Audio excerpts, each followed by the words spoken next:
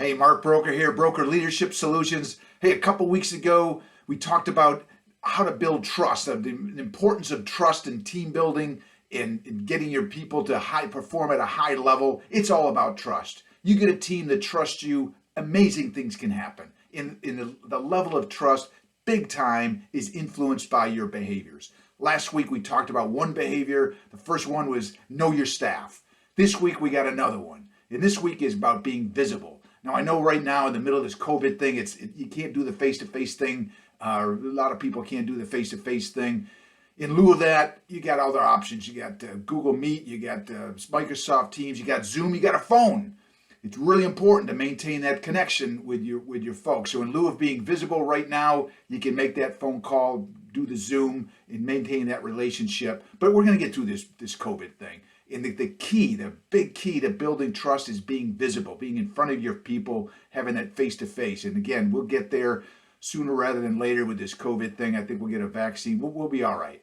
So that's what I want to talk about. I want to tell a quick story. So I'm in command in Bremerton. It's probably my first year, at the end of my first year, and there was a threat of a government shutdown. Now, back in 2009, that was kind of a big deal. Now, since then, we've had it seems like every year. But the bottom line is that government couldn't pass a budget.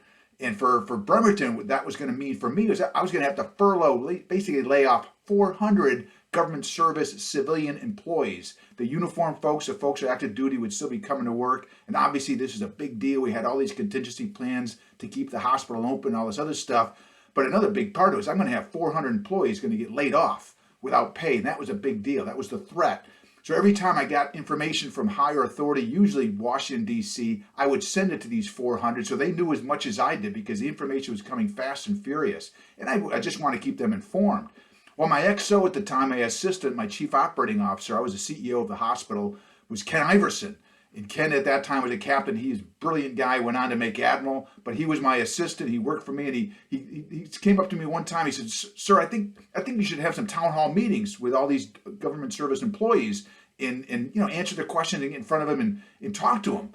And I said, "Ken, I think that's a silly idea. I don't have any answers." And this, again, all these decisions were made way above my pay grade. They were made in D.C., but he convinced me to do it against my better judgment. I thought it was a stupid idea, but we did it. We had 3 sets of town hall meetings. I basically got in front of the people. It was like, we call them captain's calls, but I got in front of the folks and I said, "Hey, I'm here to answer your questions." I told them what I knew, and I got a lot of questions. One question, for instance, "Sir, what's the likelihood of this happening?"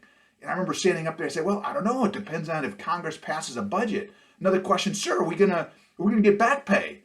"I don't know. That would depend on the comptroller of the Navy." The point is, over the series of these 3 sets of town hall meetings, I didn't answer one question. And I kept track because I wanted to prove myself right and Ken wrong because I thought this was a waste of time. I gave it my best shot. I did not answer one question. After it was over, I was a little bitter about it, thinking, man, what a waste of time. Here's what happened. About a month after that series of town hall meetings with those civilians, there was a command-wide survey, basically an employee engagement survey. We do them routinely in the Navy, like most organizations, anonymous. And what you're measuring is, do they trust the leaders, primarily the commanding officer and the executive team. That's the really big part of this thing. Well, the good news is I didn't get fired. Most people trusted me. That was a good thing. But it was broken into cohorts. So the cohort of folks, I did these series of town hall meetings. I could measure their level of trust against other cohorts, like senior enlisted, junior enlisted. You get the idea, other parts of the command.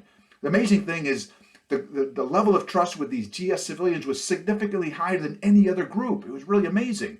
The other thing that was really amazing is you could type in free text comments into these surveys. And everyone did, and the civilians did. And one after another, their comments were this: "Captain Brouker took time to answer all our questions on furloughs.